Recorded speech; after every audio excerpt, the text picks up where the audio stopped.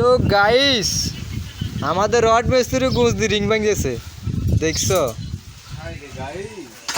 হ্যাঁ গাইস, দেখো তোমরা সবাই, এই খারা খারা রড মিস্ত্রি গুঁজ দিছে। আর এর এখানে পানি আছে তো রিং ভাঙতেছে গুঁজ দি।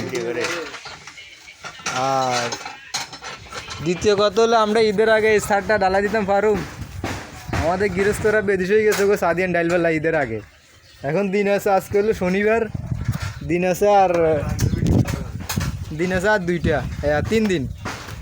এই 3টা দিনে আমাদের সারটা সেন্টারিং করি, সার ডালাই দেওয়াটা কতটুকু ইয়েতে আমি বুঝতে পারতেছি না। গৃহস্থরা যেভাবে করতেছে, এই যে দেখেন এখনও পুরাটা ছাদের কাজ রয়ে গেছে।